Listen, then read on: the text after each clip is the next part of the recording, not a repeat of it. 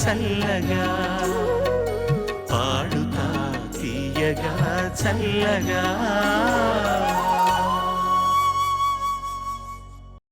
Let's welcome Himaja.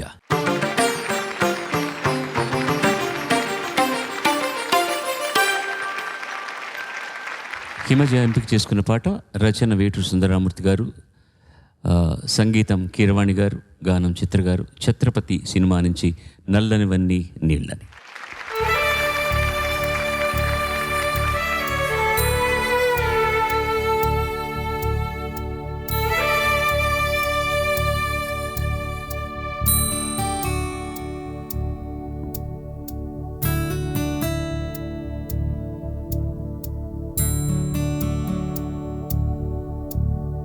నల్లనివన్నీ నీళ్ళని తెల్లనివన్నీ పాలని అనుకున్నా గనుకే కుమిలిపోతున్నా. నేను చేసిన తప్పు చెరిగిపోయేనా, జరిగిన కథ విని ఈ కడలి నవ్వింది. మమతకే తగనని తొలిసారి తెలిసింది. నల్లనివన్నీ నీళ్ళని తెల్లనివన్నీ పాలని అనుకున్నా గనుకే కుమిలిపోతున్నా. నేను చేసిన తప్పు చెరిగిపోయేనా.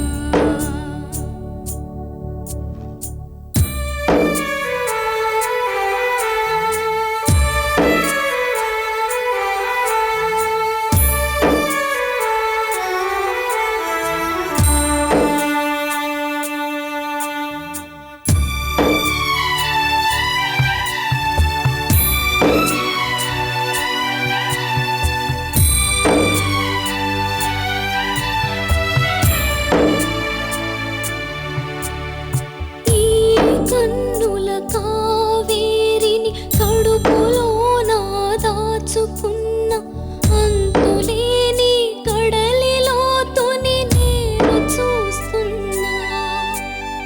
కడుపులో నిన్ను మోయకున్న అమ్మ తప్పును కడుపులోన దాచుకున్న నిన్ను చూస్తున్నా.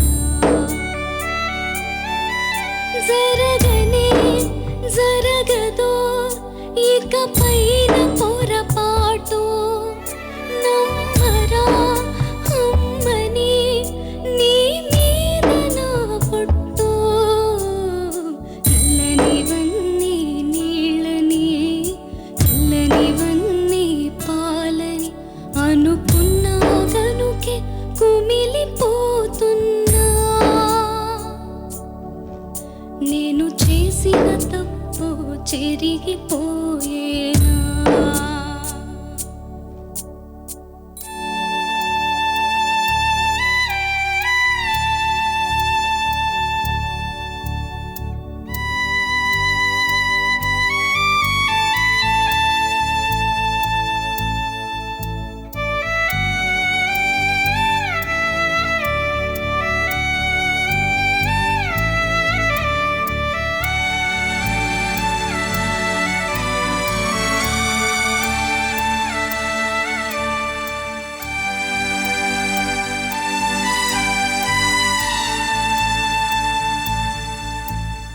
తప్పటడుగులు వేసిన తల్లిగా విసిరేసిన ఈ దారి తప్పిన తల్లిని వదిలేయకు.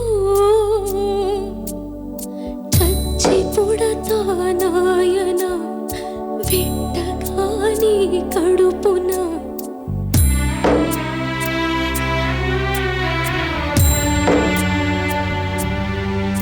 జరగనే జరగదు ఇక పైన పొరపాటు. నమ్మరా అమ్మని నీ మీద నా పొట్టు. నల్లనివన్నీ నీళ్ళని తెల్లనివన్నీ పాలని అనుకున్నా కాదనుకి కుమిలిపోతున్నా.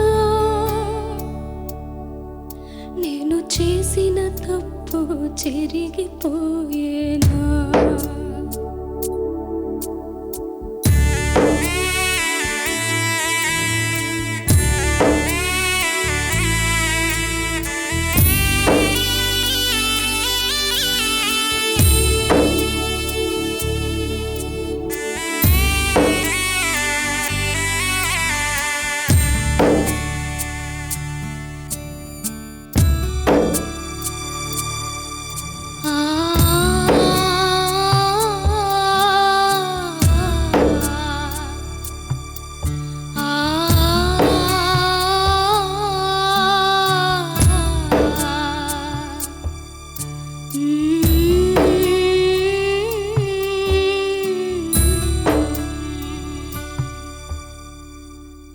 ధన్యవాదాలు.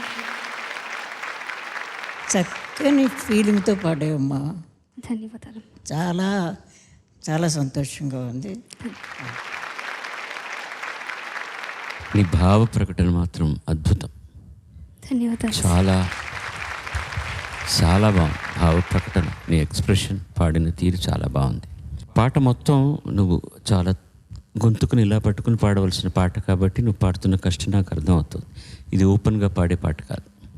అలాంటప్పుడే శృతిలో చేరడం కూడా కష్టమవుతుంది. దీనికి ఎక్కువ ఎనర్జీ కావాల్సి వస్తుంది. నేను 1-2 ప్లేసులు నోట్ చేస్తున్నా పోతున్నా, కానీ జనరల్గా మొత్తం పాటలో చాలా చోట్ల శృతి అటు చేరనట్టుగా ఉందన్నమాట. ఎంత గొప్పగా రాశాడు సుందరరామూర్తి. ఈ కన్నుల కావేరిని కడుపులోన దాచుకున్న అంతులేని కడలి లోతును నేను చూస్తున్నా. ఎంత గొప్పగా రాశారు, ఎంత బాగా చేశారు కీరవాణి గారు. చిత్ర గారు చాలా బాగా పాడుంటారు. నీ స్థాయికి మాత్రం ఇది చాలా మంచి గాయనం అమ్మా. చాలా బాగా పాడావు. ధన్యవాదాలు. శుభం బియాద్. ధన్యవాదాలు. రాజావారు మీ వివాహం కాగానే ఇక సినిమాల్లో నటించొద్దని ఆంక్ష పెట్టారట కదా? అంటే మన స్టూడియో తప్ప బయట చేయడానికి వీల్లేదు. ఎన్ని మంచి మంచి పిక్చర్లు వదులుకున్న వాకిని వారు పాతాళభైరవి మిస్ చేసినందుకు మాత్రం ఇప్పటికీ కూడా నేను బాధపడుతూ ఉంటాను. ఆ రోజుల్లో భానుమతి గారు నేను హైయెస్ట్ రెమ్యూనరేషన్ డ్రా చేసింది మేమిద్దరమే. ఎంత ఉంటుందమ్మా? 40,000 రూపీస్. నేను మన దేశానికి మా నాగయ్య గారికి 90,000 ఇచ్చా. చూసారా, నాగయ్య గారు ఆ రోజుల్లో 90,000 రామారావు గారు, నాగేశ్వరరావు గారికి లేదండి ఆ రెమ్యూనరేషన్. ఆ తర్వాత ఎక్కువ తీసుకున్నది రేలంగ్ గారు. అన్ని అందరూ కూడా నెల జీతాలే.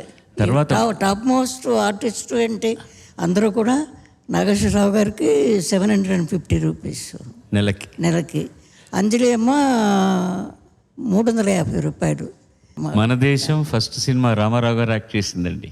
మన దేశం దానికి 250 రూపాయలు చెక్కు రాసి మా మేనేజరు వెళ్ళి వారికి ఇవ్వబోతూ ఉంటే రామారావు గారికి నన్ను చూపించి వారి చేతుల మీదుగానే ఇప్పించండి అని చెప్పి వారేమో చెప్పడం జరగడం, ఆ చెక్కు నా చేతులతోటి వారికి ఇవ్వడం, అంత అదృష్టం నాకు భగవంతుడు నాకు ఇచ్చాడంటే అది కేవలం నాకు చాలా చాలా అదృష్టవంతరాలు.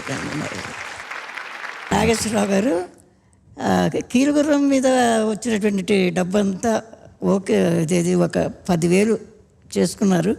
చేసి కారు కొన్నారు. కారు కొని మా వారి దగ్గరికి వచ్చి, సార్ మీరు ముందు మీరే డ్రైవ్ చేయాలి అని చెప్పి వారు డ్రైవ్ చేస్తుంటే వారు పక్కన కూర్చొని నాగేశ్వరరావు గారు ఆయన ఎంత పొంగిపోయాడో ఆయన నాగేశ్వరరావు గారు చెప్పలే అంత. ఇది ఆయన కూడా మల్లేశ్వరి చేయాల్సింది యాక్చువల్గా ఆయన నేను రామారావు గారు కాదు నాగేశ్వరరావు గారు. మల్లీశ్వరి నాగేశ్వరరావు గారు అనుకున్నారా? ఆ ముందు అనుకున్నది నన్ను ఆయన చేంజెస్ రావడం వల్ల మా నాగేశ్వరరావు గారు నేను కాకుండా భానుమతి గారు రామారావు గారు చేయాల్సి వచ్చింది. సినిమా చరిత్రలో ఒక గొప్ప అధ్యాయం వారిదైతే ఒక చరిత్ర సృష్టించినటువంటి కారణకర్త కూడా వారు. మన పాడతా తీయగా చరిత్రలో కూడా ఇది ఒక గొప్ప అధ్యాయం వారు రావడం అనేటటువంటి. 95 సంవత్సరాల వయసులో వారు చక్కగా మాట్లాడగలుగుతున్నారు. ఇంకా మంచి పలుకుబడి కనపడుతుంది గొంతుకులో కూడా. చాలా చాలా సంతోషం.